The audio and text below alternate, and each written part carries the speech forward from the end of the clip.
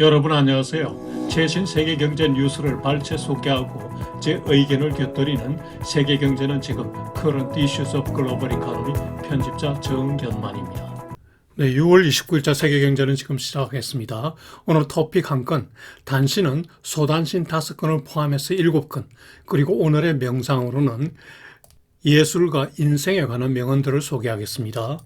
오늘의 토픽은 미국 연준이 기준금리 Federal Funds Rate를 75bp나 전격 인상한 것과 관련한 내용들입니다.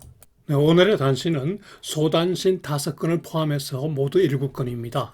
첫 번째 단신은 코로나 바이러스 관련 현황입니다. 두 번째 단신은 소단신 5개를 합해 넣었습니다. 러시아 경제가 1분기에 3.5% 성장하였다는 소식 등 소단신 5개를 엮었습니다. 앞으로 이 소단신을 많이 취급할 생각입니다. 세 번째 단신은 다음 주 미국 금융시장 주요 이슈 및 일정입니다. 네, 오늘의 토픽, Fed hikes its benchmark interest rate by 0.75 percentage points, the biggest increase since 1994. CNBC 뉴스 보시죠. 지난주 미국 연준이 Federal Funds Rate를 75bp 빅 스텝 인상하였습니다. 이로써 Federal Funds Rate는 종전에 0.75 내지 1.0 레인지에서 1.5 내지 1.75% 레인지로 바뀌었습니다. 75bp 인상은 1994년 이래 최대 폭입니다. FOMC 회의 참석자들의 향후 기준금리 예상을 보면요. 금년 말에 3.4%가 될 것으로 예상하는데요. 이는 지난 3월 FOMC 회의 때보다 1.5%포인트 상향 조정된 것입니다. 내년 말에는 더 올라서 3.85%를 전망하고요. 지난 3월보다 1%포인트 상향 조정된 것입니다. 이 예상 금리는 연준위원 개인별 의견을 취합한 것인데요. 소위 닷 플라트라고 하는 건데 뒤에 놓는 별표를 참고하시기 바랍니다. 경제 성장 전망도 하향 조정하였는데요. 올해는 1.7% 성장할 것으로 전망하였습니다. 이는 지난 3월 전망 2.8%보다 무려 1.1%포인트 하향 조정한 것입니다. 경제 성장률이 1.1%포인트나 줄어드는 건 대단한 거죠. 내년 경제 성장률은 1.7% 같은 거로 봤는데요. 3월 전망보다는 0.5%포인트 하향 조정된 것이고 내후년 2024년에는 1.9% 성장할 것으로 전망했습니다. 개인 소비 지출 물가 전망도 나왔는데요. 올해 PCE 물가는 5.2% 상승할 것으로 전망했습니다. 3월보다 0.9%포인트 상향 조정했네요. 내년에는 2.6% 물가 상승을 전망했는데요. 올해 물가가 많이 오른 기저효과로 내년에는 지난번 전망보다 좀 낮췄습니다. 내후년에는 물가가 조금 더 내려가서 2.2% 상승할 것으로 전망하였습니다. 제 느낌상으로는 이보다 좀 더 물가가 오르지 않을까 이런 생각이 듭니다. 물가 안정을 책임진 페드의 입장이 반영된 거라고 봐야죠. 실업률 전망을 보면은 올해 3.7%, 내년에는 3.9%, 내후년에는 4.1%, 매년 0.2%포인트씩 상향 조정했네요. 지난 3월 전망보다는 실업률을 조금씩 더 높이 잡았습니다. 그럼에도 3.7% 실업률은 괜찮은 거죠. 페드의 75bp 빅 스텝 인상에 대한 시장의 반응은 금리를 크게 인상하였음에도 파월 의장이 75bp 인상이 통상적인 건 아니다 라고 기자회견에서 밝힘으로써 주가는 소폭 반등했습니다. 차기 FOMC 회의에서는 이보다 낮은 금리 인상도 가능할 것으로 보았기 때문이죠. 네, 이 표는 FOMC 회의 때마다 발표되는 이코노믹 프로젝션 경제 전망치인데요. 페드 홈페이지에서 제가 땄습니다. 프로젝션 표를 보면은 우선 GDP가 나오고요. 그 다음에 실업률, 그리고 PCE 물가지수, 코어 PCE 물가지수, 그리고 Federal Funds Rate 전망치가 나옵니다. FOMC에 참석한 연준 위원들이 제출한 지표를 종합 평균한 것이 여기에 나오는 메디안에 해당합니다. 소위 페드 워처들이 가장 중요시하는 표죠. 네, 이 표는 소위 닷 플로트입니다. FOMC에 참석한 연준 위원들과 그리고 12개 디스트릭트 뱅크 행장들이 향후 Federal Funds Rate 어떻게 될지에 대한 자신의 의견을 제시한 거죠. 연도별로 금리별로 각자의 그 점으로 표시되기 때문에 dot plot라고 합니다. 2002, 2023, 2024 연도별로 18개의 점이 찍혀있죠. 패드워처들은 이 점을 보고 향후 금리 방향을 예측하게 되죠. 네, 오늘 첫 번째 단신 토요일 새벽 현재 세계 코로나 바이러스 현황 보시죠. 세계 확진자 누계는 5억 3,586만 4천 명으로 전주 대비 0.6% 증가했습니다.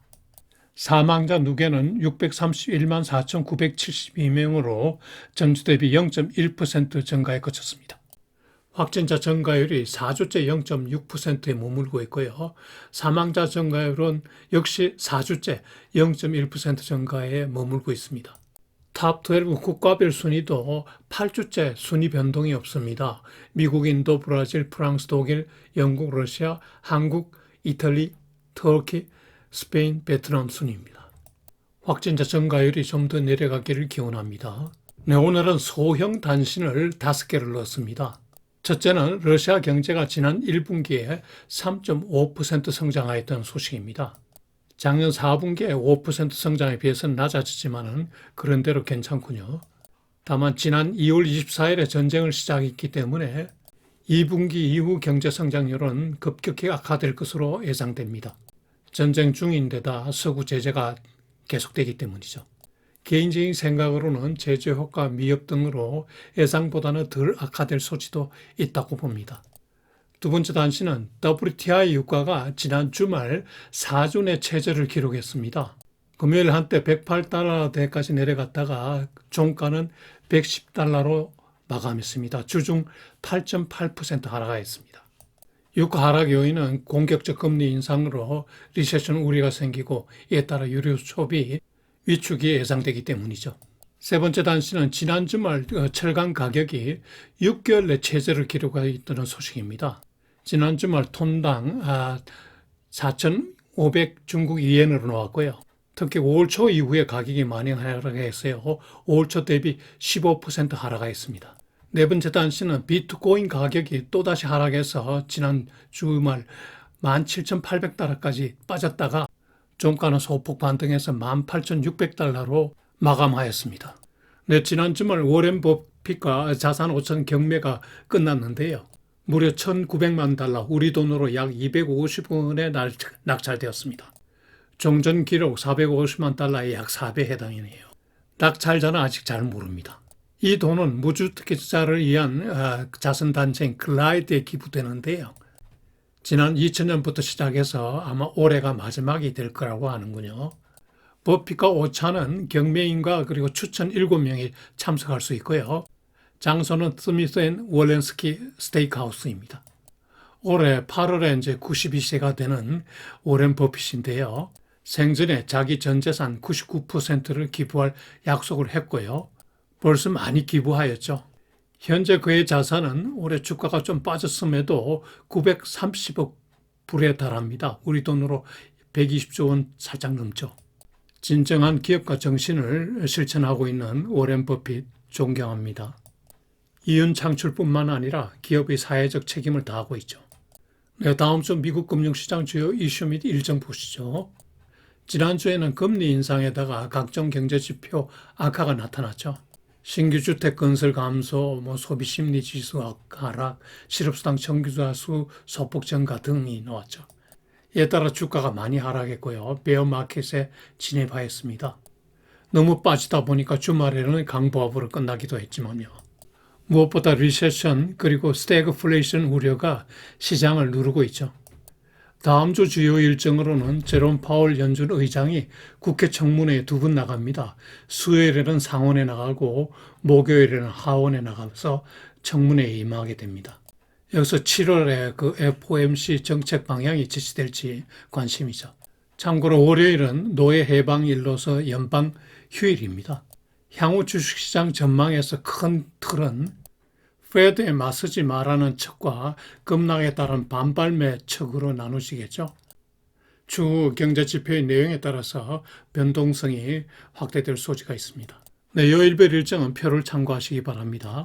네, 여러분 다음 주도 즐겁고 보람차게 지내시기 바라며 첨부한 예술과 인생에 관한 오늘의 명언들을 살펴보시기 바랍니다.